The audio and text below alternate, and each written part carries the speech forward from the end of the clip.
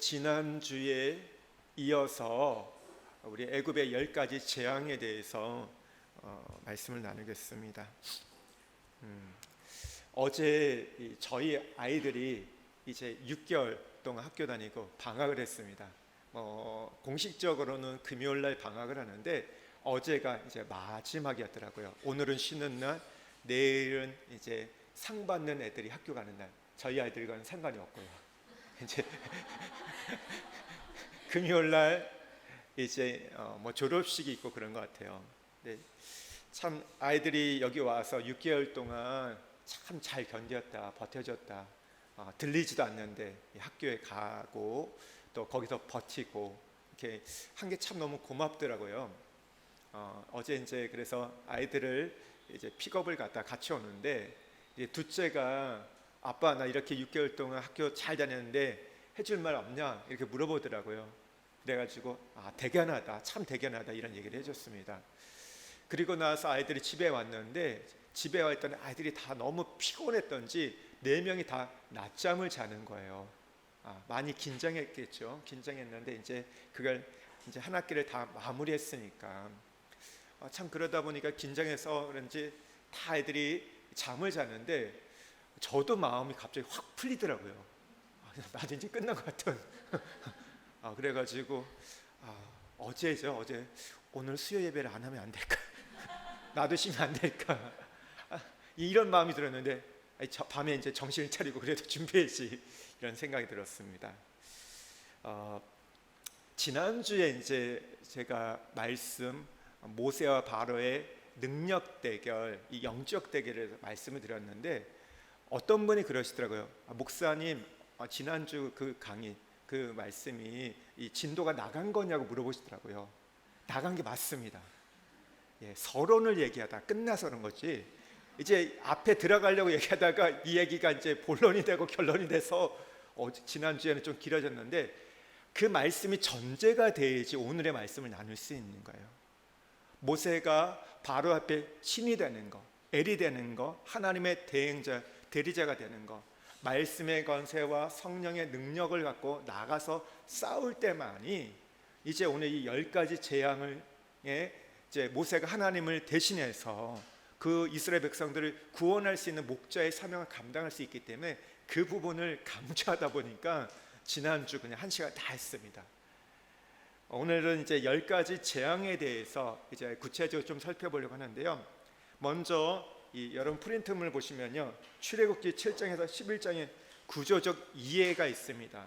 오늘 이 말씀을 이렇게 7장에서 11장이 이런 내용이구나. 그러니까 오늘은 7장에서 11장에 있는 내용을 다 다루게 됩니다. 실제 이 마지막 10번째 재앙은 12장에서 이루어집니다. 유월절 어린 양 사건을 통해서 이루어지는데 오늘 그 부분들을 또 떼어서 다음에 다룰 예정이기 때문에 7장에서 11장의 내용을 좀 살펴보려고 합니다. 먼저 보면 7장 1절에서 7절은 모세의 재소명입니다. 그러니까 신이 된 모세, 바로 앞에서 신이 되죠. 하나님의 대행자로 세워지게 되고 또 7장 8절에서 13절은 바로와 모세의 2차 대면이 있습니다. 여기서는 이제 아론의 지팡이가 이제 뱀이 되는 것, 또 바로의 슬개들도 그 지팡이를 뱀으로 이제 바꾸는 그런 이적들이 일어나는데 결론적으로는 아론의 그 지팡이가 그 뱀이 이 요술사들의 뱀을 집어삼킵니다. 이것을 통해서는 이제 앞으로 이제 일어날 이 10가지 재앙에 대한 그 모습들을 알려주는 겁니다. 결국 하나님께서 오늘 이 바로를 애굽을 이기는 것들을 집어삼키는 것들을 보여주시는 상징적인 장면이었죠. 7장 14절부터 25절은 첫 번째 재앙 피재앙이 나오고 이제 8장 1절에서 15절이 두 번째 재앙 개구리, 16절에서 19절이 세 번째 재앙이 이해 재앙, 20절에서 32절이 네 번째 재앙인 파리 재앙, 9장 1절에서 7절이 다섯 번째 재앙인 악질 재앙, 9장 8절에서 12절이 여섯 번째 재앙인 독종 재앙, 13절에서 35절이 일곱 번째 재앙 우박 재앙, 10장 1절에서 20절이 여덟 번째 재앙인 메뚜기 재앙, 10장 21절에서 29절이 아홉 번째 재앙 흑암 재앙이고 11장은요 10번째 재앙에 대해서 경고합니다. 경고하고 이제 장자의 죽음에 대해서 예고하고 끝나는데요. 한번 이거 외워볼까요? 10가지 재앙을 하실 수 있겠죠? 네, 하실 수 있습니다. 네, 저를 따라서 한번 해보죠. 피게이파, 악독우, 맥흑장, 극장. 다시 한번 하겠습니다. 피게이파, 악독우, 맥흑장. 자, 예, 네 가지, 세 가지 끊어서 한번 외우시면요. 이건 제가 이제 신대원 갈 때 시험 보기 위해서 외웠던 방법인데 지금도 이렇게 외우고 있어요. 그러니까 이렇게 외우니까 그러니까 가끔 까먹다가도 한두 번 연습하면 다시 기억이 나더라고요. 이 순서들. 이렇게 얘기하신 분이 많이 있어요. 목사님, 저희를 무슨 신학교 보내시려고 이렇게 공부시키나요? 뭐 저희가 이런 것까지 알 필요가 있나요? 이렇게 의문을 가지신 분이 많이 있어요. 저희는 이렇게까지 공부할 필요 없다. 이렇게 얘기하시는 분이 있어요. 배워도 잘 모르겠다. 무슨 얘기인지 모르겠다는데 여러분 뭐 신학교 갈 이유는 없죠. 갈 이유는 없는데 그럼에도 불구하고 말씀을 배운다는 것은요, 목사만이 교육자들만이 배울 게 아니라 모든 성도가 말씀을 배워야 됩니다. 근데 목회자는 이제 전문적으로 하는 거고 성도도요 반전문가가 되셔야 돼요. 어떻게 배우세요? 그렇지 않습니까? 여러분, 우리 여기에도 골프 치는 분들이 있지만 보통 뭐 골프 5년 10년만 치면 어떻게 돼요? 그래도 어느 정도 치시잖아요. 뭐 아주 잘 치는 프로는 아닐지라도 라운드 할 수 있고 뭐 이렇게 할 수 있고 나가서 이렇게 칠 수 있으시잖아요. 그래 누구한테 이렇게 좀 얘기해 줄 수 있는데, 근데 신기하게 교회는 이게 잘 안 돼요. 5년 다녔고 10년 다녔는데 뭐 얘기해 줄 게 별로 없는 거예요. 그냥 열심히 해, 그냥 봉사하면 돼, 그냥 따라하면 돼. 맞는 얘기인데 그래도 뭔가 좀 다른 얘기를 해야 되잖아요. 말씀에 대해서 얘기해야 되는데, 여러분 우리의 교과서는 무엇입니까? 성경이거든요. 성경이잖아요. 그러면 이 얘기를 좀 할 수 있어야 되는데 잘 못해요. 그래서 여러분 이게 어떻게 보면 참 신비로운 일인 것 같아요. 근데 제가 이제 그래서 목회를 하면서 그러면 안 되겠다. 내가 섬기는 성도들에게는 말씀을 가르쳐야겠다. 말씀을 가르쳐야겠다. 제가 그래서 그랬잖아요. 성경이 66권이 있는데 다른 건 몰라도 2권, 출애굽기하고 에베소서는 꼭 가르쳐야겠다. 그러니까 그런 제가 이 땅에 태어난 그 사명이 있습니다. 제 사명이 이 2가지. 저와 함께 신앙 함께 하는 분들이 이걸 배우셔야 돼요. 근데 이해가 안 될 수도 있어요. 하지만 어느 순간 가면요, 그때 그 말씀이 그거였지. 여러분 그게 깨어질 때가 있어요. 그 말씀이었구나. 연결이 될 때가 있습니다. 이 말씀이 그냥 따로 떨어져 있지 않아요. 다 그 말씀에 뭐 출애굽기, 뭐 레위기, 민수기, 뭐 우리가 뭐 에베소서 공부해 보면 그게 다 연결이 돼 있어요. 그리고 이게 단계가 되는 걸 보게 되거든요. 이렇게 되는 거구나. 이해가 될 때가 있습니다. 그래서 지금은 잘 이해가 되지 않아도 그냥 배워 가십시오. 배워 가지고 하다 보면 어느 날 성령께서 깨닫게 하시는 날이 있을 거예요. 성령께서 깨닫게 하시고 그것이 여러분에게 피가 되고 살이 될 겁니다. 오늘 우리가 이 10가지 재앙인 것은요, 오늘 어떻게 보면 우리의 인생에 있어서 갖고 있는 우리의 우상들을 얘기하기도 하고, 여기 이 10가지 재앙을 통해서 이제 하나님의 어떤 심판에 대해서 보지만 하나님의 구원에 대해서도 우리가 깨달을 수 있기 때문에 굉장히 중요한 말씀입니다. 우리 밑에 내용 요약을 한번 같이 읽겠습니다. 함께 읽겠습니다. 모세를 정점으로 하는 하나님의 나라의 세력과 바로를 정점으로 하는 세상 나라의 세력과의 싸움과 갈등이다.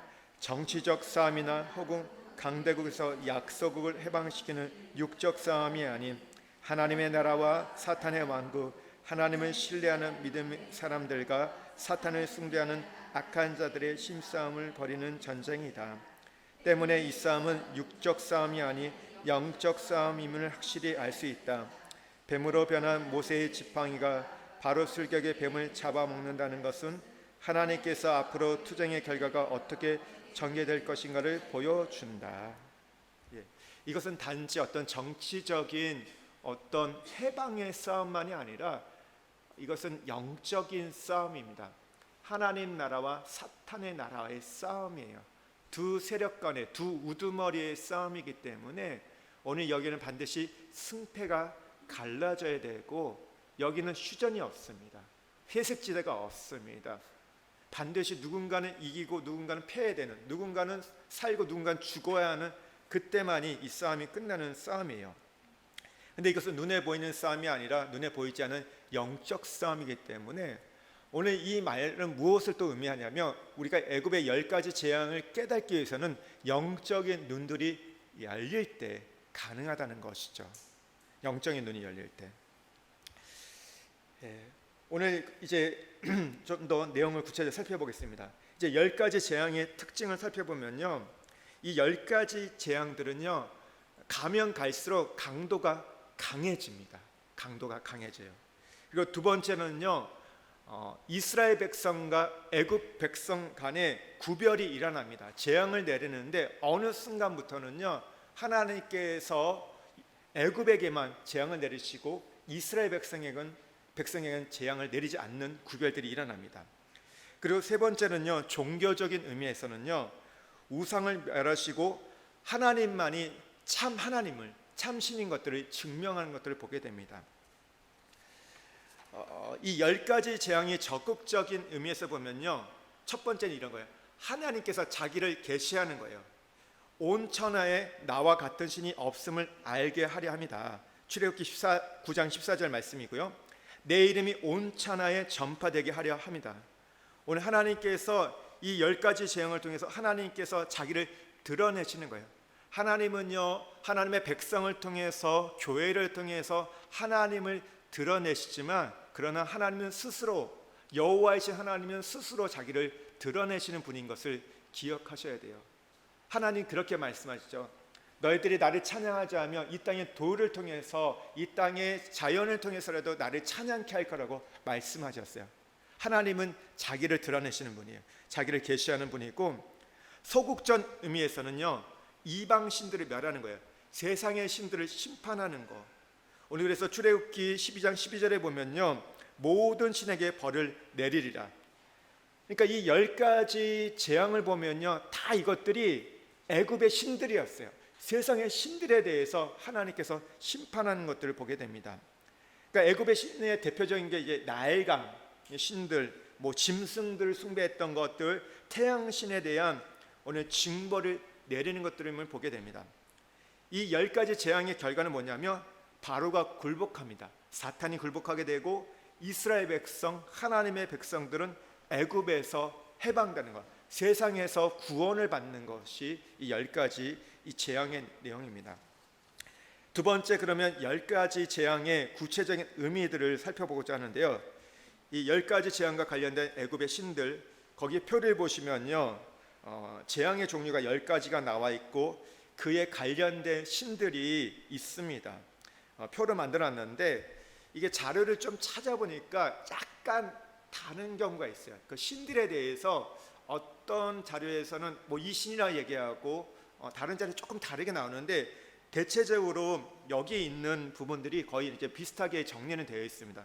첫 번째 피는요, 나일강의 신 닐루스와 오시리스, 개구리는 부활과 다산의 신 헥트, 이는 땅의 신 셉, 파리는 곤충의 신 특고, 악질은 항소의 신 아피스와 암소의 신 하도르, 독종은 의술의 신 이모테와 타이폰, 우박은 하늘의 신 누트와 대기의 신 수에 대한 심판이고요. 메뚜기는 곤충의 재앙을 막는 신 세라피아, 흑암은 태양의 신 라와 여신 세케트, 장자의 죽음은 생명의 신 푸타입니다.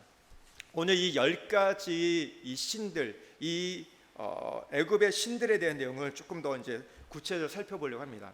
첫 번째는요, 이 나일강의 물이 피가 되게 되죠. 이 나일강의 신 닐루스와 이제 오시리스에 대해서 심판하는 건데, 당시 애굽 사람들에게서 나일강은요, 생명의 근원, 생명의 젖줄이었습니다. 그래서 이 나일강을 신으로 받아들였어요. 지금도 가면 그렇지만 이집트라는 나라는요, 나일강이 없으면 존재할 수 없는 나라인 겁니다. 나일강이 있기 때문에 이집트가 있을 수 있는 거예요. 여기서 이제 이 델타 삼각주처럼 돼가지고 여기 이 나일강이 그 젖줄이 이 사막, 이 사막을 먹여 살리는 그런 역할을 하기 때문에. 그런데 반면 여러분, 이 나일강이라는 것이 이스라엘 백성들에게는 어떤 이미지를 갖고 있을까요? 나일강 하면 떠오르는 게 뭘까요? 애굽 사람들에게는 생명의 강이었어요. 그런데 이스라엘 사람들에게는 어떤 강이었을까요? 너무 어렵게 생각하지 마십시오. 모세를 떠올려 보면요, 죽음의 강이에요. 이스라엘 백성이 너무 번성하고 충만하니까 어떻게 돼요? 남아 살해 정책을 하잖아요. 낳으면 다 죽여라. 그러나 하나님을 경외했던 두 산파들이 있었기 때문에 그 일들이 이루어지지 않아요. 그래서 어떻게 합니까? 낳은 남자들은 다 강에 던지라. 그 강이 어디입니까? 나일강이에요. 그러니까 이 하나님의 백성, 이스라엘 백성들에게 있어서는 정말 보고 싶지 않는, 기억하고 싶지 않은, 너무나 많은 아이들이 던져서 거기가 핏물로 가득한 그런 강이라는 거예요. 죽음의 강인 거예요. 너무 고통스러운 그런 현장이라는 것이죠. 여러분, 이 강은 사실 가고 싶지 않은 강인 거예요. 내 자녀가, 내 아들이 여기에 떠나보냈던, 죽었던, 악어의 밥이 되었던 이 강에 누가 가고 싶겠습니까? 하지만 오늘 애굽에게 있어서는 생명의 강이었습니다. 모세가 건짐을 받을 때 보면요, 바로의 딸 공주가 와서 신녀와 함께해서 목욕을 하다가 그 모세를 발견하잖아요. 근데 우리는 이걸 볼 때 그냥 어쩌다가 이 바로의 공주가 거기 왔다 생각하는데 그렇지 않고요, 매일 그 장소에 와서 목욕을 했던 겁니다. 왜 그러냐면요, 그 목욕을 한다는 것은 그냥 단지 몸을 씻는 게 아니라 이것은 어떤 종교적인 행위를 했던 거예요. 오늘 나일강에서 바로도 그랬고 이 바로의 공주 애굽 사람들은 거기서 제사를 지냈던 겁니다. 누구에게요? 나일강의 신에게, 이 오시리스에게 오늘 제사를 드리기 위해서 왔던 것입니다. 그래서 이 나일강 덕분에 애굽이 존재한다고 생각했기 때문에 그들에게 있어서 나일강은 최고의 신 중의 신이었어요. 그리고 신들이 거기에 거주한다, 여기 너무 좋은 곳이기 때문에 거주한다 생각을 했습니다. 실제로 나일강은 1년에 2번 이제 홍수가 나서 범람해서, 우리가 비가 많이 오면 어떻게 돼요? 밑으로 내려가면 어떻게 돼요? 흙이 쌓이죠. 태적토가 있잖아요. 근데 그 흙들이 애굽 전역을 덮었던 거예요. 그러다 보니까 그 흙이 태적도 초원흙이 내려오다 보니까, 우리나라는 그렇죠, 붉은 흙 같은 것들, 이게 내려오다 보니까 농사짓기가 너무 좋은 땅으로 바꿔졌던 겁니다. 근데 이것을 도와주는 신이 바로 오시리스 신이라고 이들이 생각했던 거예요. 바로는 오늘 이 강 언덕에 서가지고 이제 제사를 드리려고 했던 것 같습니다. 그때 이제 오늘 모세를 만나게 되는데, 그러니까 다시 말해서 바로가 우상 숭배하려는 그 현장에서 모세를 만나서 모세가 그 나일강을 어떻게 만듭니까? 핏물로, 죽음의 강으로 바꿔버립니다. 생명의 강을 죽음의 강으로 바꿔버리는 것. 이것은 무엇을 의미합니까? 너희들이 생각했던 생명이 실제는 죽음이다. 그리고 나일강의 신보다 하나님이 더 강하신 것들을 오늘 보여주시는 거예요. 그러니까 다시 말해서 이것은 우상에 대한 심판이었던 것이죠. 두 번째 보면요, 개구리가 온 땅을 덮게 합니다. 이것은 다산의 신 헥트에 대한 심판이었는데요, 애굽 사람들은요, 이 개구리는 여신이었어요. 그래서 그 여신의 모양을 만들어 가지고 요즘도 이 고고학자들이 여기 가서 파다 보면요, 이런 비석들이 개구리 모양의 비석들이 발견된다고 합니다. 근데 이 신도요, 나일강 첫 번째 심판과 연결되어 있습니다. 이 나일강이 범람하고 거기 흙이 쌓여졌을 때, 그 흙토, 태적토가 있을 때 그 위에 수많은 개구리 올라가 가지고 거기서 울었다고 합니다. 막 태적토에 울었는데, 그러면 애굽인들은요, 이 개구리가 이 농토를 기름지게 해주는 신이라고 이렇게 생각을 했던 거예요. 그리고 개구리는 풍부한 생선의 상징이죠. 여러분, 개구리가 있을 때 한 마리 있나요? 때로 있죠. 엄청 많이 몰려 있는 걸 보게 됩니다. 그래서 어떤 다산, 이 풍요를 준다고 생각하면서 섬겼던 겁니다. 그런데 이 개구리가 애굽 온 땅에 올라와서 죽게 됩니다. 두 번째 심판. 여러분, 개구리가 죽게 되면 어떻게 될까요? 그 사체가 있겠죠. 사체가 있으면 어떻게 돼요? 그것이 부패되면서 썩으면서 냄새가 있죠. 그 냄새가 오늘 애굽 전역을 오늘 가득 채웠던 겁니다. 그러니까 피 냄새, 이 개구리가 썩는 냄새로 인해서 많은 이 애굽의 이 사람들의 이 후각이 마비될 정도로 이 고통을 줬던 겁니다. 근데 이것은 무엇을 상징하냐면요, 악한 영이 있는 곳에는 이런 불결함과 타락과 썩은 냄새가 가득한 것들을 상징하는 거예요. 반면에 여러분, 성령께서 계시는 곳은 어떻게 합니까? 깨끗함과 오늘 성결과 거룩함이 넘칩니다. 우리 성경 한 구절 좀 찾아볼까요? 고린도후서 2장 14절에서 15절입니다.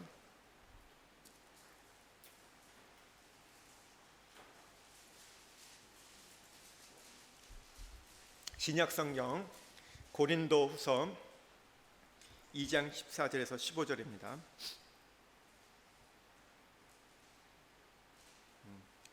2장 14절에서 15절 한번 같이 읽겠습니다. 항상 우리를 그리스도 안에서 이기게 하시고 우리로 말미암아 각지에서 그리스도를 아는 냄새를 나타내시는 하나님께 감사하노라.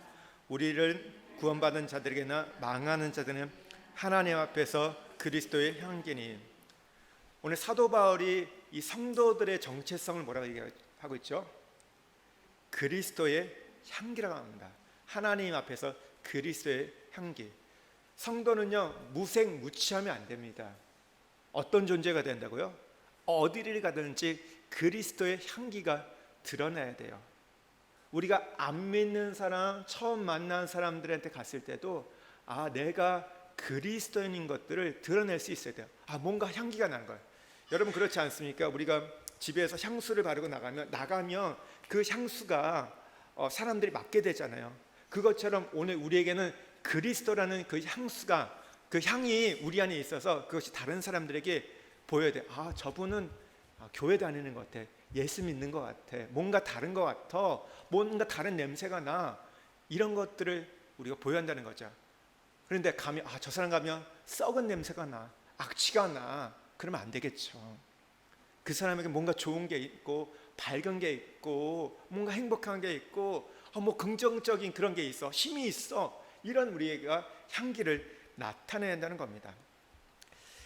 또 이 개구리라는 건요, 오늘 계시록에 가보면요, 요한계시록에 보면 이게 상징하는 게 있는데요. 한 구절 더 찾아보겠습니다. 성경 마지막 요한계시록 16장 13절 한번 보겠습니다.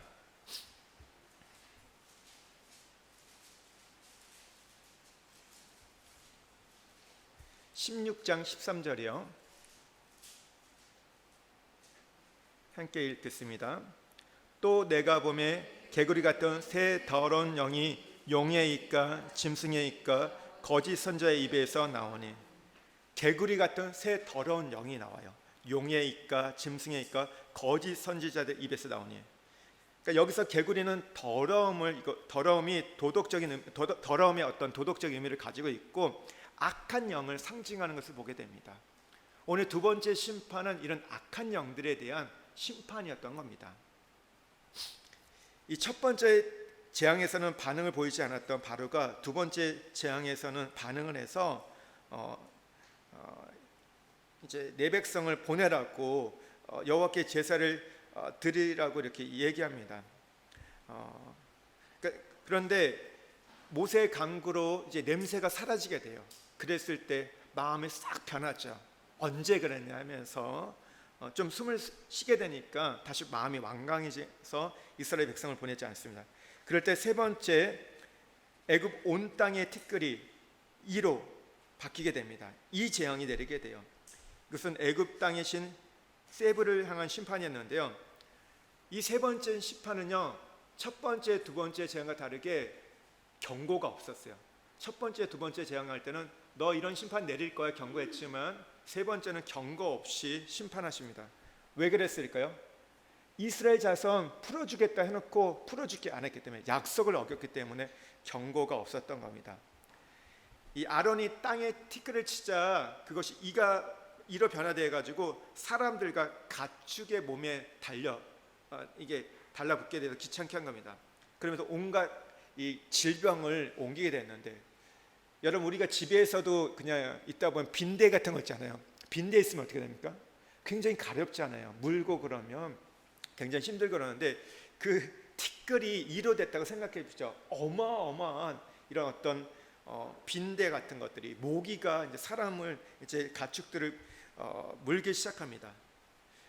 그리고 이 세 번째 재앙의 특징은 뭐냐면, 여기서부터는 요술사들이, 바로의 요술사들이 따라하지 못합니다. 두 번째까지는 따라했어요. 근데 세 번째부터는 따라하지 못합니다. 그러면서 이렇게 고백합니다. 이는 하나님의 권능이다라고 바로의 요술사들이 고백합니다. 이 재앙의 특징 중에 하나는 10가지 재앙 중에서 가장 짧게 이루어졌고요. 애굽인에 있어서 이 흙은 생명과 풍요를 의미했습니다. 그런데 생명으로 여기는 흙을 통해 괴로움과 지금 이 고통이 전달되었던 거예요. 역사가 헤로토스는요, 애굽 제사장들의 청결에 대해서 이렇게 얘기를 했습니다. 애굽의 제사장들은 청결에 세심한 주의를 기울여 3일마다 머리와 몸을 씻고 면도하였으니 이는 그들의 신성한 직임을 이행하는 동안 해충으로 더럽혀질까 하는 두려움 때문이었다. 이렇게 말을 했어요. 그러니까 이 재앙을 통해서 뭘 했던 겁니까? 애굽의 제사장들의 그 직임, 신성한 직임들이 다 더럽혀졌던 것을 말하고 있는 겁니다. 근데 티끌이 이가 됐잖아요. 티끌이 흙이잖아요. 근데 흙은 여러분 어떤 겁니까? 우리 창세기 2장에 보면 하나님께서 인간을 만드실 때 그 재료가 무엇이었죠? 흙이었어요. 흙에 생기를 불어넣어서 생명이 되었다고 하는데, 그래서 사람은요, 흙을 볼 때마다 겸손해지셔야 됩니다. 여러분 우리가 이 땅의 흙을 볼 때마다 내 존재가 저거구나, 흙이구나. 겸손이란 단어가 뭐냐면 휴무스입니다. 휴무스 들어보셨어요? 휴무스인데 이 단어의 뜻이 뭐냐면 내가 흙으로부터 온 것을 아는 것이 휴무스입니다. 그러니까 겸손이 무엇이냐면 내 존재가 어떤 것인지, 내가 어디서부터 온 것이 안 것이 바로 겸손이라는 거예요. 맨날 겸손은 뭐 고개를 숙이고 예하는 게 겸손이 아니라, 나는 흙으로부터 왔다, 나는 하나님이 만드신 존재라는 것을 깨닫는 것이 바로 겸손입니다. 그러니까 오늘 이 흙을 통해서 이 재앙이 왔다는 건 뭐냐면, 우리가 겸손해야 되는데, 반대로 얘기한다면 이 재앙은 이들의 교만을 오늘 하나님 심판했던 겁니다. 이 재앙을 통해서 또 보여주는 게 뭐냐면, 아까 말씀드렸을 때 이 바로의 요술사들이 이는 하나님의 권능이라고 얘기를 했어요. 깨달았습니다. 그런데 이후에 보면요, 이들이 이것을 깨달았지만 믿었다는 이야기는 없습니다. 이게 하나님의 권능임을 알았지만 그 하나님의 권능을 믿는 자는 없었어요. 여러분 이런 신앙이 있습니다. 우리가 야고보서에 보면 뭐가 있죠? 귀신 같은 믿음이 있다고 얘기해요. 귀신 같은. 귀신이 어떻게 합니까? 예수님이 하나님의 아들인 것을 압니다. 기가 막히게 알아요. 귀신처럼 알아요. 그런데 귀신은 예수님을 믿지 않아요. 오늘 우리에게도 그런 모습이 있다는 것이죠. 알지만 믿지 않는 자들이 너무 많아요. 귀신 같은 그런 믿음, 오늘 요술사와 같은 그런 알만 갖고 있는 사람들이 많습니다. 이게 왜 또 이렇게 되냐면, 이스라엘 사람들, 히브리 사람들은요, 안다는 것은요 경험하는 것이고, 안다는 것은 그냥 믿는 거였어요.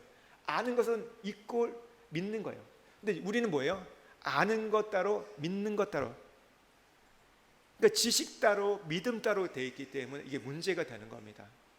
네, 그래서 우리의 어떤 사고가 좀 전환이 돼야 되는데, 그래서 오늘날 우리가 하나님을 안다는 것과 믿는 것이 다르다는 게 어떻게 보면 우리의 불행이 아닌가 좀 생각이 들어요. 우리의 신앙의 생활에서 큰 제한이 되지 않는가. 많이 알아요. 많이 알아요. 근데 믿지는 않아요. 여러분 제일 안 믿는 분들이 누군지 아세요? 의외로 여러분 목회자들이, 신학자들이 예수님을 잘 안 믿어요. 너무 많은 걸 알아요. 아는 게 많다 보니까요, 이것저것 이게 완벽하게 왁구가 맞아야 되는 거예요. 그러다 보니까 조금만 이게 이게 뭐 안 맞다라면 안 믿어요. 누가 더 잘 믿는지 아세요? 성도들이 잘 믿어요. 많은 걸 알지 못하기 때문에. 여러분, 우리가 많은 거 아는 것도 중요하지만 한 가지 정말 제일 중요한 건 예수 그리스도가 하나님의 아들이심을, 우리의 구원주가 되심을 믿어야 되는데 그걸 잘 안 믿는 거예요. 자꾸 신학적으로 그걸 쪼개고 뭐 분석하고 하면서 그러다 보니까 나중에 보면 본질이 없어요. 무슨 얘기하는지 모르겠어요. 너무 어떻게 보면 우리가 믿는 건 단순한 거거든요. 대단한 신학적인 뭐 의미 뭐 부여할 수도 있겠지만 사실 보면 너무 단순한 겁니다. 예수 그리스도를 믿는 거거든요. 근데 그런 게 없어져요. 그런 얘기 그 조직 신앙을 공부하면 성령을 공부해요. 성령을 공부하는데 가장 성령 충만할 그 조직 신학 교수님들이 가장 성령 충만하지 않아요. 성령 충만하면 어떠합니까? 성령은 어떤 영이시죠? 예수 그리스도의 영이 있기 때문에 사랑의 영이에요. 회복의 영입니다. 연합의 영입니다. 그 용서의 영이에요. 그런데요, 거기에 보면 성령에 대해서 얘기하면서 서로에 대해서 비판하고 판단해. 당신 틀렸다, 당신 맞지 않다. 완전 보이지 않는 칼들이 날아다녀요. 막 화살들을 막 쏘고 막 그래요. 성령 충만하지 않아요. 아는 건 너무 많아요. 뭐 성령 충만이 뭐 술 취하지 말라 있는 방탕을 성령 충만한, 이것은 현재형이다, 진행형이다, 뭐 이런 얘기를 막 해요. 이게 헬라어로 뭐 이렇게 표현하는데, 근데 중요한 것은 본인들이 성령 충만하지 않으세요. 아는 것이 필요하지만, 아는 데서 시작하지만 이게 어떻게 돼요? 믿는 거로 연결돼야 돼요. 오늘 이 세 번째, 오늘 이 재앙을 통해서 우리에게 주신 말씀이 그거예요. 너희들이 아는 것과 믿는 것이 하나가 돼야 된다. 우리가 에베소서에서 말씀이 뭐예요? 아는 것이 믿는 것이 하나 되어 그리스도의 장성한 분량에 이르러 말하고 있잖아요. 아는 것 따로 믿는 것 따로가 아닌 거예요. 내가 안다는 것은 믿기 위해서 아는 것이지, 내 지식, 어떤 인간의 어떤 뭔가를 뭐 두뇌를 개발시키고 더 뭔가를 고상을 알기 위해서 그런 게 아니라는 거죠. 네 번째 보면요, 이제 파리떼를 일으켜 사람들과 짐승을 쏘게 하는데요, 이것은 핵혹신에 대한 심판입니다. 시편 78편 45절에 보면요, 새 파리떼를 그들에게 보내어 그들을 물게 하시고, 이 파리떼가 이제 뭐 짐승들과 사람을 물었던 겁니다. 그런데 이제 이 네 번째 재앙부터 차이가 뭐냐면요, 구별이 일어나기 시작합니다. 애굽 전역에 이 재앙들이 임하는데 한 지역만은 이 재앙이 내리지 않아요. 그 지역이 어디냐면 고센이라는 지역입니다. 이스라엘 백성들이 머물러 살았던 거주지였던 고센 땅에는 이 재앙이 내리지 않습니다. 이 네 번째 재앙은요, 이의 재앙보다 더 심각해요. 이는 괴롭혔지만 파리는 물었습니다. 막 물고 뜯고 막 했던 거예요. 그러니까 애굽인들의 육신에 고통을 준 것을 지금 표현하고 있는데요, 여기에 이 파리 재앙은요, 여러분 우리가 신약에 오면 바알세불 들어보셨죠? 바알세불, 그 바알세불 신이에요. 이 바알세불 신은 그들의 치유의 신이라고 믿었는데 그 신이 어떻게 하고 있어요? 오히려 자신들에게 고통을 주고 있어요. 혐오의 대상에 있는 겁니다. 그랬을 때 이제 바로가 모세에게 1차, 2차 타협안을 제시합니다. 그 내용은 뒤에서 좀 보고요. 다섯 번째는요, 모든 생축이 악질, 이 돌림병에 걸려 죽게 됩니다. 이것은 수소 아피스, 또 암소 하도르 신에 대한 심판인데요, 애굽인들의 소유에 대한 심판이 이제 이루어지는 거예요. 이 악인의 심판은요, 악인의 심판으로 끝나는 것이 아니라 그 소유까지도 하나님이 심판합니다. 시편의 이야기처럼 하나님은 악인의 형통함을 기뻐하지 않으신다. 그래서 시편 37편에 뭐라고 말하고 있어요? 기다려라, 참아라, 내가 반드시 악인을 심판할 거다. 너희들이 처단하려고, 너희들이 심판하려고 하지 말라. 내가 때가 되면 그들을 심판할 거라 말씀하세요. 이 당시 애굽 사람들은요, 자신들이 기르었던 이제 가축을 경배했는데 출애굽기 32장에 보면 한 큰 사건이 나옵니다. 혹시 아시나요? 이스라엘 백성들이 범죄한 사건이 나오죠. 모세가 이제 40일 동안 하나님 앞에 십계명을 받기 위해서 이제 시내산에 올라갔을 때 밑에 아론과 이스라엘 백성 뭐 하죠? 금송아지를 만들어서 우상 숭배합니다. 금송아지가 갑자기 나왔을까요? 그냥 금을 부었더니 그게 금송아지가 만들어졌을까요? 그게 아닙니다. 이들이 애굽에 살면서 이스라엘 백성들이 애굽 사람들이 섬기는 그 신을 봤던 거예요. 이 가축, 이 소를 섬겼던 걸 보고 그것을 배워서 우상 숭배를 했던 겁니다.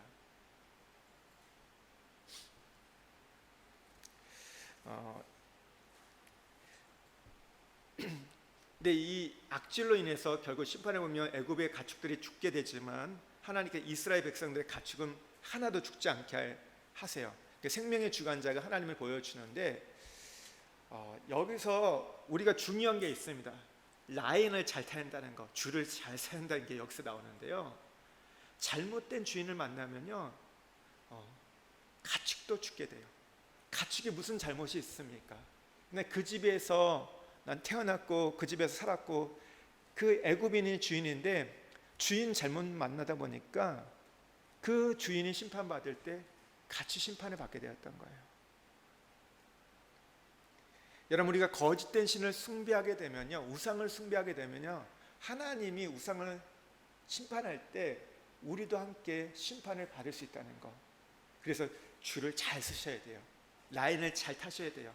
내가 하나님 라인에 있냐 아니면 우상의 라인에 있냐에 따라서 여러분, 잘못된 주인을 따라가면 반드시 거기엔 심판이 있기 때문에 그 심판이 또 나에게 온다는 것을 기억하셔야 됩니다. 그런데 우리가 살아계신 하나님을 믿는다는 게 얼마나 좋습니까? 하나님을 믿으니까 어떻게 돼요? 거기는 복이 있는 것이죠. 은혜가 있는 것이고 생명이 있는 것. 여섯 번째는 이 죄를 뿌려 독점, 악성 종기가 생기게 합니다. 그래서 악마의 눈을 가진 타이폰 신에 대한 심판인데요. 이 독점은요, 피부병 질환이에요. 뭐 가렵고 진물이 나고 고름이 나는데요. 이제 이 독점 재앙으로부터는 사람의 생명이 위협을 받습니다. 그러니까 화덕, 풀물불을 가지고 바로 앞에서 모세가 하늘에 향해 날리니까요, 이제 사람과 짐승에게 이 악성 종기가 생깁니다. 그리고 바로의 요술사들에게도 악성 종기가 생기게 되면서 더 이상 이들이 모세 앞에 서지 못하게 됩니다. 이 화덕, 풀물불이라는 것은요, 그들이 섬겼던 이 사악한 신, 이 타이폰의 제단이었어요.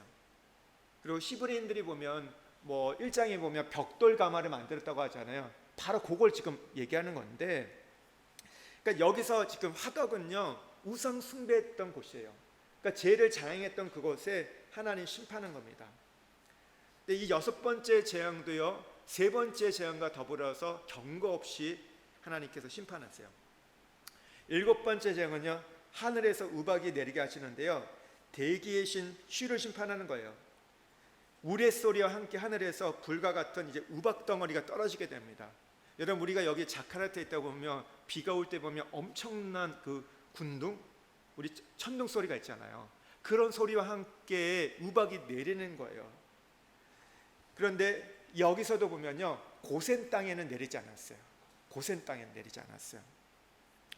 이 우박이 내림을 통해서 애굽에 있던 땅에 있던 짐승들이 맞아 죽었고 농작물이 상하게 되었습니다. 여러분, 지금 여기는 이 중동 지역, 여기 고대 근동은요, 더운 지방이기 때문에 우박이 내리는 것이 흔한 게 아닌 거예요. 그렇다면 이것이 얼마나 그들에게 또 충격적인 일이 되었는지. 일곱 번째 재앙에서 중요한 것은 이런 겁니다. 이 바로의 신하들 중에서 하나님의 말씀을 두려워해 가지고 그 어떤 종들과 이 가축을 집으로 피해 들인 사람이 있었고, 반면에 그 말을 믿지 않아서 그 마음에 두지 않아 가지고 그 종들과 가축을 그냥 들여두어 가지고 피해를 보는 사건이 일어납니다. 여기서 우리가 신앙이 무엇인지를 배울 수 있는데요, 신앙이라고 하는 것은 운명론적이 아닙니다. 결정되어 있는 게 아니에요. 누구는 받는다, 누구는 구원받지 않는다.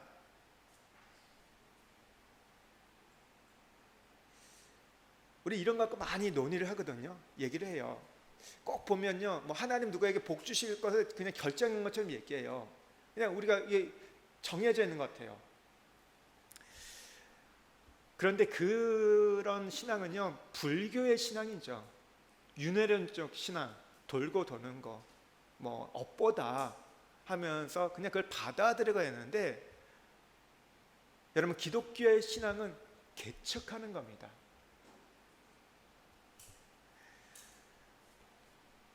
이 개척하는 게 뭐냐면 내 마음대로 뭔가를 열어간다는 게 아니라 인격적인 관계를 통해서 살아있는 하나님과 교제를 통해서 우리의 인생을 열어간다는 거예요. 모세가 그렇게 얘기하잖아요. 하나님이 이스라엘 백성들이 이제 금송아지 사건을 통해서 뭐합니까? 내가 이 백성들 그냥 버리겠다, 너 한 사람으로 다시 새로운 나라 세우겠다, 이런 얘기를 하세요. 다 죽이겠다고. 그럴 때 모세가 뭐라고 얘기하죠? 하나님, 차라리 저를 죽여주십시오. 제가 죽겠습니다. 대신 이 백성들을 살려주십시오. 하나님의 마음은 어디에 있어요? 이 백성 그냥 끝내버리겠다, 버리겠다, 그렇게 얘기를 해요. 하지만 모세가 하나님 앞에, 살아계신 하나님 앞에 간절하게 정말 자신의 전부를 걸면서, 목숨을 걸면서, 아닙니다, 이 백성을 살려주십시오, 그렇게 구할 때 어떻게 하세요? 하나님 마음을 바꾸세요. 이미 결정된 거예요. 하나님 심판은 결정되어 있지만 오늘 모세 한 사람의 그 간절한 기도가, 그 살아있는 하나님과의 교제가 그걸 운명을 바꿔갑니다. 끝났다 말하지만 근데 바꿀 수 있어요. 이럴 수 있죠. 우리가 병원에 갔더니 시한부라고 선언을 받았어요. 의학적으로는 이제 끝이 났어요.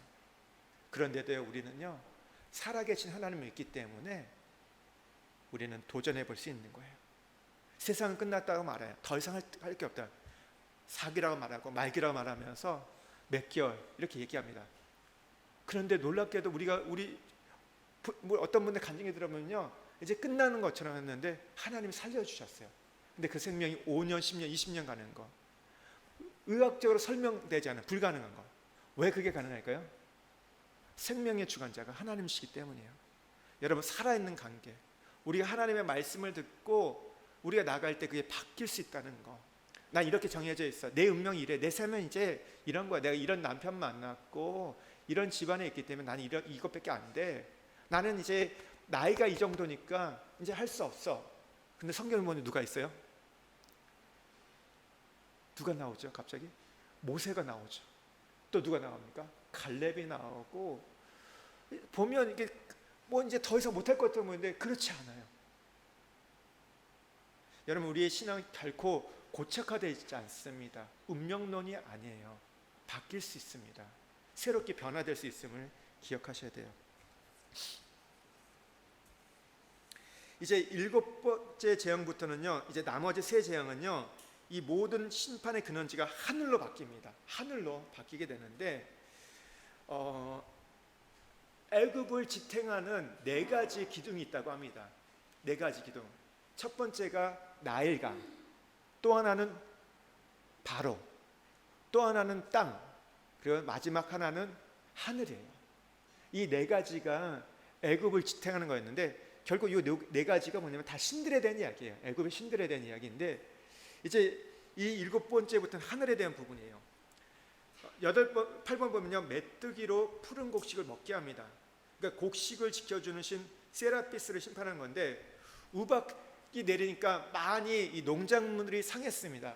그러나 아직 나지 않은 뭐 밀 같은 게 있다 보니까 그거에 대해서 마음을, 여지를 뒀던 거예요. 그러니까 다 없어진 걸 때는 보면 완전 중례산에 난리치는데, 그래도 바로가 보니까 살 길이 좀 있는 것 같아요. 아직 먹을 게 좀 남았네, 그래서 생각하니까 메뚜기를 보내가지고 이 땅에 푸른 모든 것을 집어삼키게 했던 겁니다. 여러분, 요즘에도 이 메뚜기 떼들이, 이 재앙이죠, 메뚜기 재앙. 제가 기억하기로는 이 코로나가 시작될 쯤에, 그 전부터 이 동아프리카에 메뚜기 재앙이 있었습니다.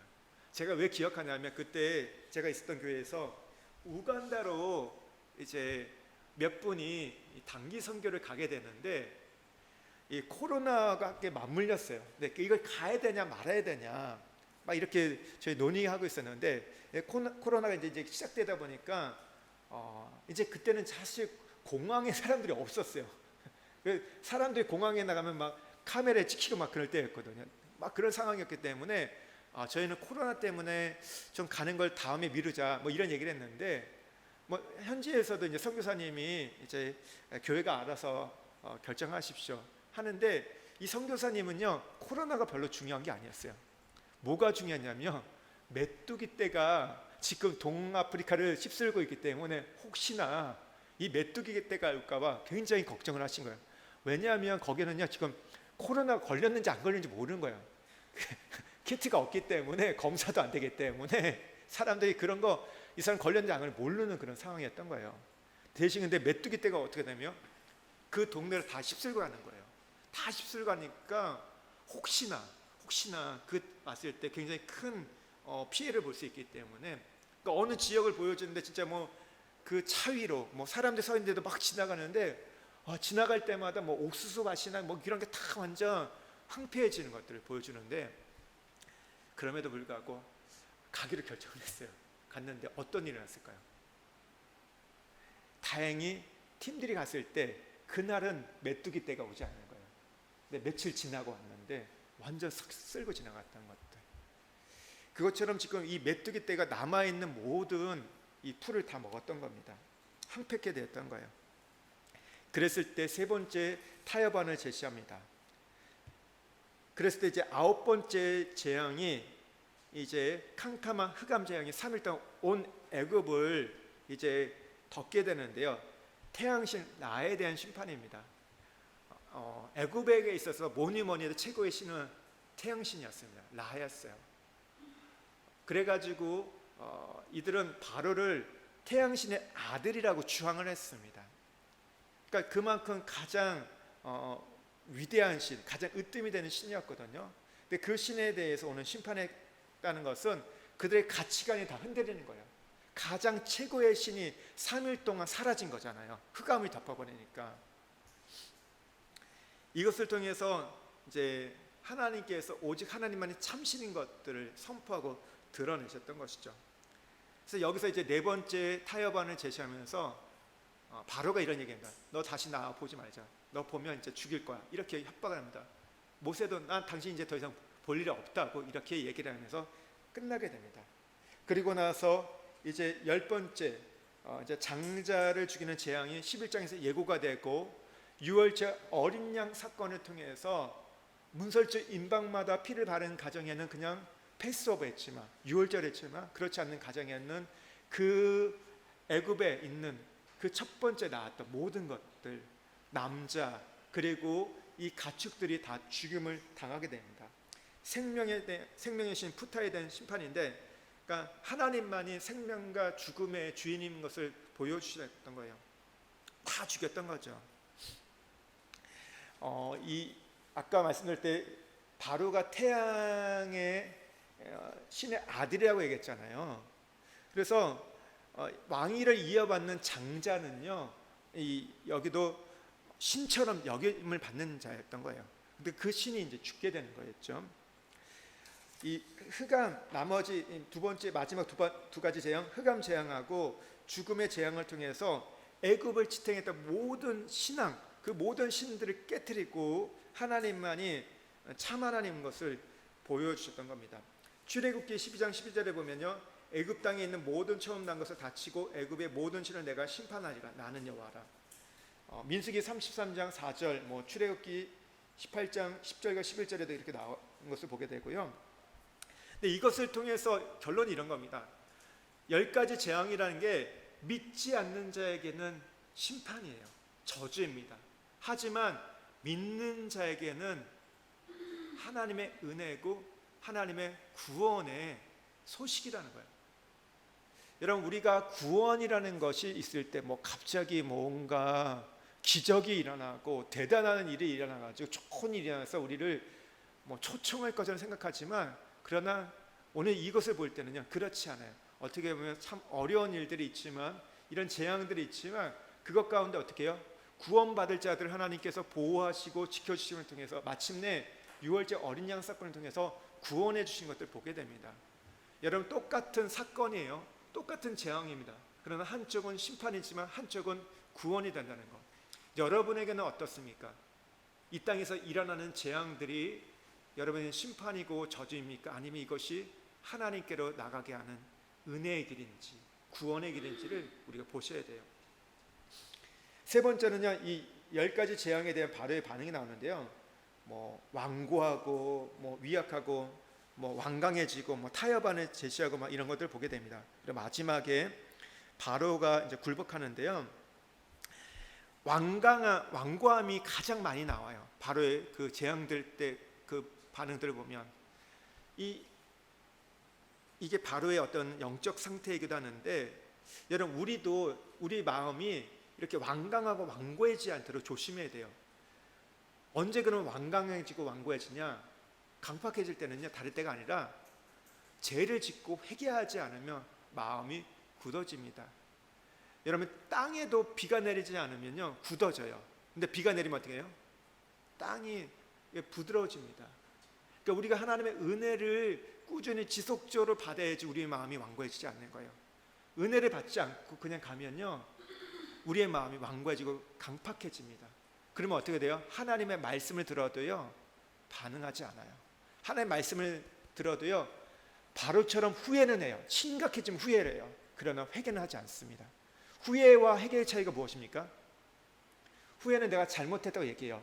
하지만 돌이키지 않습니다. 바꾸지 않아요. 회개는 어떻게 돼요? 잘못했다고 말할 뿐만 아니라 삶을 변화합니다. 돌이키게 된다는 거죠.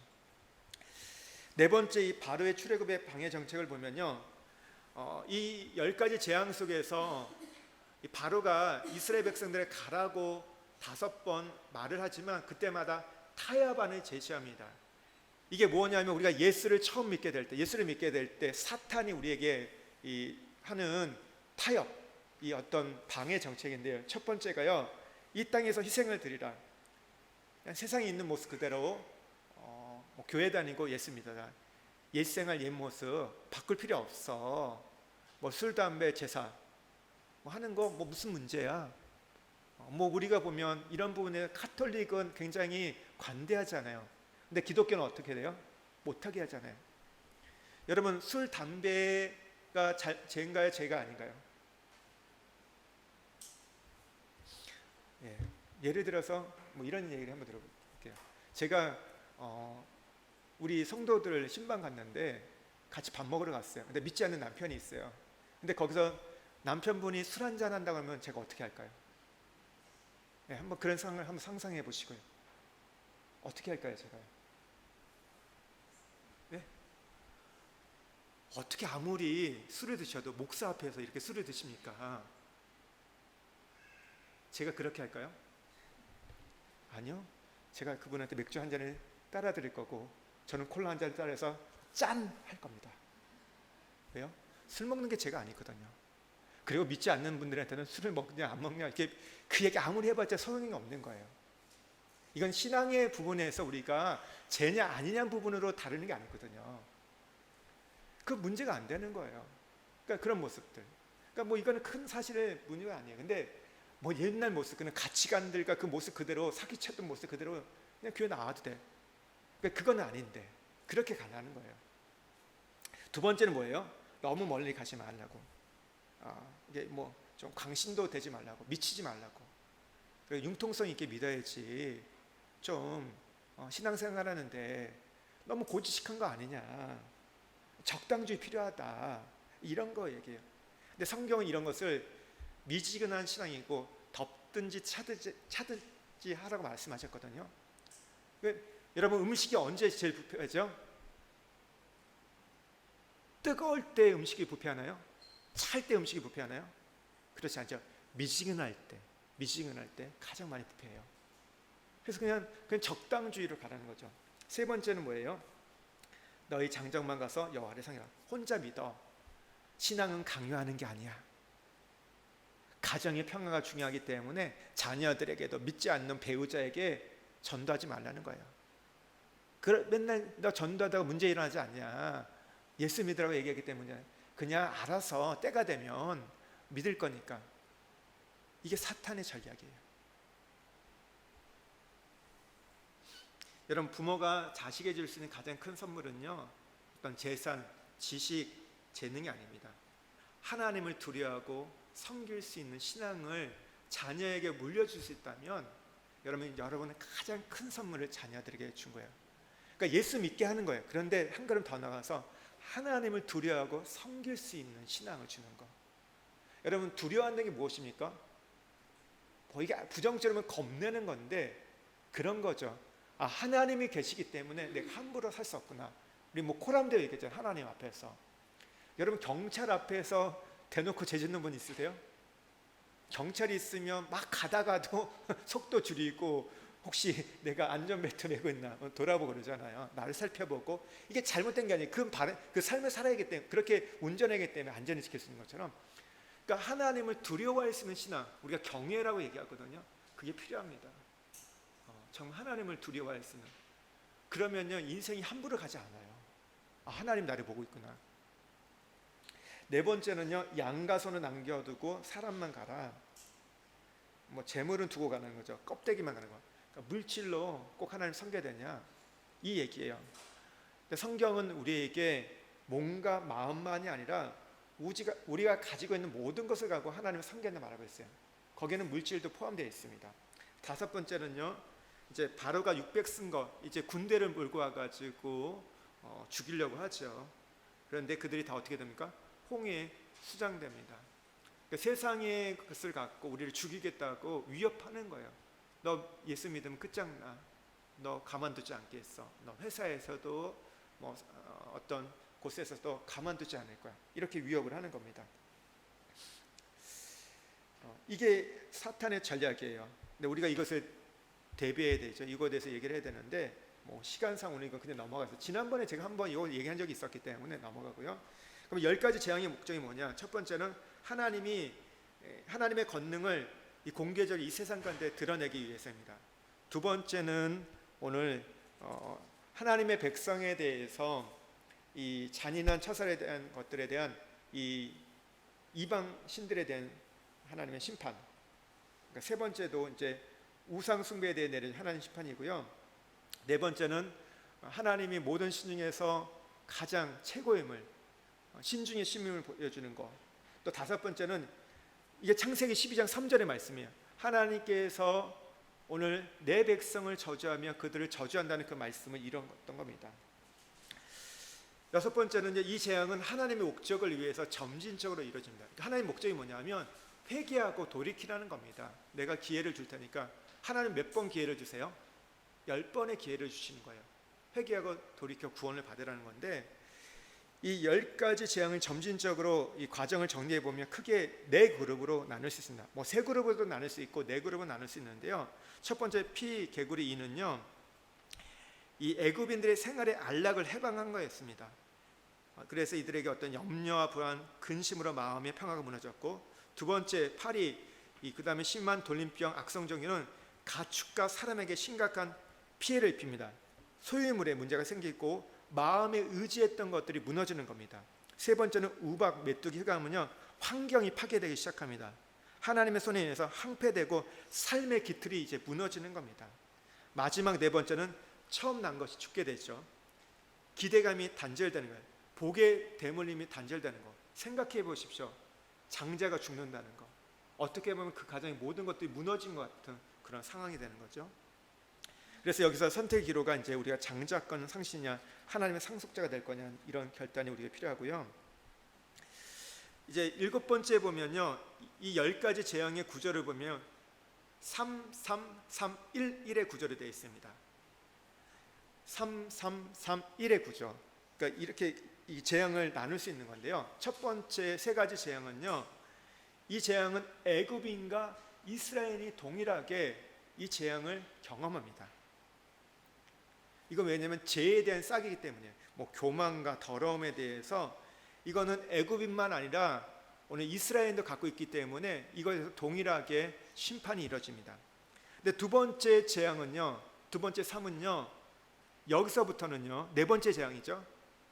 애굽인과 이스라엘들이 구별됩니다. 하나님 구분시키세요. 이제 더 이상 오늘 이스라엘 백성들에게는 재앙이 내리지 않습니다. 여러분 고센 땅에는 재앙이 내리지 않습니다. 여러분 이 땅 가운데 여러분 재앙이 있을지라도 여러분이 고센 안에 거하기를 주의는 축복드립니다. 고센 안에 있으면요 재앙이 내리지 않아요. 근데 마지막 세 번째 재앙은요, 이 땅에 대한 어떤 하늘의 재앙을 이제 심판해 주는 거예요. 재앙을 보여주는 건데요.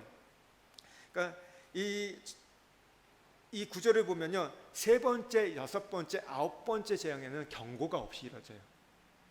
구조가 이루어진 거죠. 그냥 이게 뭐 막무가내 된 게 아니에요. 그냥 우연히 이 재앙이 아니라 하나님이 이 점진적으로 계획 속에서 이것들이 펼쳐지는 거예요. 그러니까 결론은 이런 경고를 줌을 통해서 회개하라. 그러니까 하나님이 이 땅을 심판할 수 있는데도 심판하지 않는 이유가 뭐냐면, 로마서 2장에 보면 한 사람이라도 더 돌이키게 하기 위해서, 한 사람이라도 구원코자 하는 것이 하나님의 마음입니다. 하나님의 마음은 우리를 향한 재앙이 아니라 평안이라고 말씀하셨어요. 그러니까 하나님은요, 우리에게 줄 수 있는 만큼 기회를 주시는 거예요. 줄 수 있는 만큼. 여러분 언제까지 하나님이 우리에게 기회를 주실까요? 언제까지 우리에게 기회를 주실까요? 몇 번 기회를 주실까요? 70번씩 7번 용서하라니까 490번? 몇 번일까요? 근데 제가 보니까 490번만 기회를 준다면 우리는 이미 탈락된 것 같아요. 우리 인생에 보면 490번이 넘은 것 같아요. 정말 어떤 사람은 진짜 버림받은 사람이 있을 겁니다. 근데 하나님 버린 게 아니라 본인이 버림받은 거예요. 그냥 사실 그렇게 바로처럼 완강한 자들이 있거든요. 근데 그렇지 않다면 하나님이 저는 우리에게 기회를 주시는 게요, 우리의 숨이 끊어지기 직전까지 기회를 주신다. 그게 하나님이다. 우리는 몇 번 얘기하죠? 3세판 얘기하잖아요. 3번. 내가 3번까지는, 엄마가 3번까지만 얘기한다. 아빠가 3번까지만, 네, 3번까지만 봐준다 얘기하잖아요. 보통 3번 하고 안 되면 어떻게 해요? 차단하고, 3번 안 되면 이제 끊어버리고. 그런데 하나님은요, 우리에게 우리가 죽기 전까지, 저는 그렇게 생각해요. 우리 호흡이 닿기 전까지. 정말 어떻게 보면 이 땅에서 호흡이 닿고 끝났다고 생각하는, 그러나 아직 기가 살아있다면 그 기가 살아있는 그때까지 우리에게 기회를 주신다고 믿습니다. 여러분 그래서 전도할 때 이런 마음이 있어요. 정말 안 된다고 생각, 끝났다고 할 때, 여러분 우리가 임종 직전에도 그래도 복음을 전해야 되는 이유가 여기 있는 거야. 왜냐하면 하나님이 기회를 주시기 때문에. 그것을 믿고 사람이 그러잖아요. 지금도 말씀드린 우리가 모든 기능들이 마비가 됐지만 가장 마지막까지 살아있는 게 어디라고 얘기했죠? 기예요. 기가 살아있기 때문에 정말 그분이 의식이 없다고 생각해도 가서 그 복음을 전하는 거예요. 그랬을 때 그분이 그 복음을 그때 인생의 정말 끝자락에, 마지막 호흡이 남아있는 그 끝자락에서 예수를 믿게 되면요, 구원을 받을 수 있는 거예요. 근데 그건 우리의 영역이 아니거든요. 사람의 영역이 아니거든요. 그것은 하나님과 그분만의 영역인 거예요. 그 기가 살아서 정말 마음으로 믿고 입으로 신하면요, 구원을 받는 겁니다. 그래서 우리가 끝까지 전해야 되고요. 이게 하나님의 마음이에요. 우리를 향한 하나님의 사랑이고, 우리를 향한 인자고, 우리를 향한 하나님의 계획이라는 것.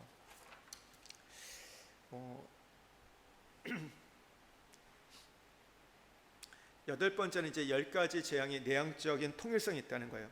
첫 번째가 10번째, 두 번째가 9번째, 세 번째가 8번째, 네 번째는 7번째, 5번째, 6번째, 이게 통일성 있게 있다는 겁니다.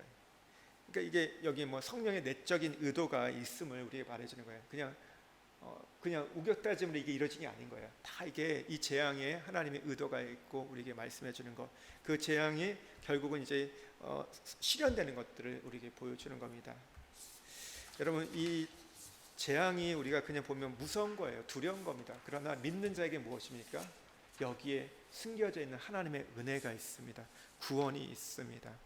여러분 우리가 재앙이 있을 때 우리가 벌벌 떨고 두려워하는 게 아니라, 여러분 요한계시록을 보면 어떠세요? 거기에 있는 무슨 재앙들을 보면요, 인재앙, 나팔재앙, 이런 것들을 보면요 굉장히 두려워요. 3분의 1이 없어지고 불타지가 없어지고 이런 일들이 일어나거든요. 굉장히 두렵습니다.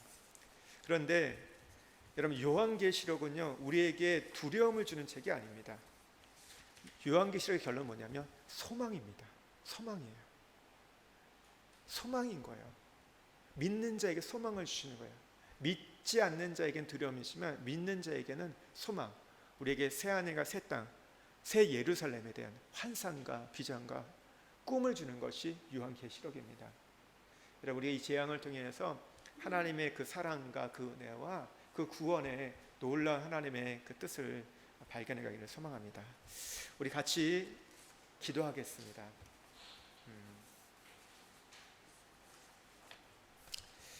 우리가 지금 10가지 재앙에 대해서 봤습니다. 이 10가지 재앙을 통해서 하나님께서 자기를 드러내셨어요.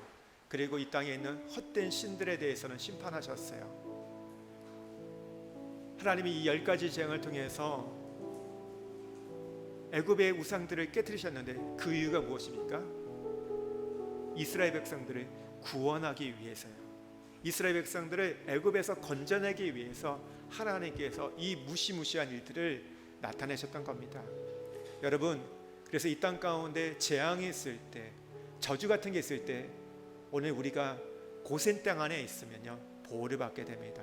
그리고 오늘 하나님께서는 오히려 우리를 구원하신다고 말씀하세요. 하나님, 우리가 이 땅을 살아가면서 두려워하고 겁내고 불안하지 않게 해주시고, 이제 앞으로 수많은 일들이 우리에게 펼쳐질 가운데 세상에 더욱더 힘든 일들, 전염병과 기근과 오늘 수많은 전쟁과 다툼들이 있을 건데, 하지만 이 가운데도 하나님께서 우리를 보호하실 것들을 믿고 나가게 해주시고, 이 재앙 속에서 우리를 구원하고자 하는 하나님의 뜻을 발견하는 우리가 되게 하여 주옵소서.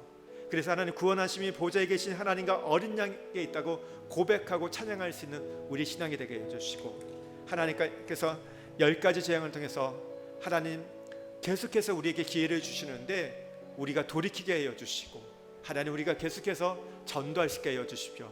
그 호흡이 하나님 그 마지막 끝자락에 남아있는 그 호흡이 있을지라도 하나님 거기서 가서도 우리 믿지 않는 우리 부모들에게, 우리 가족들에게 하나님 복음을 증거케 하여 주옵소서. 거기서도 구원이 일어날 수 있음을 믿고 전하게 하여 주옵소서. 우리 주여 은혜를 주셔서 한번 해주고 기도하겠습니다.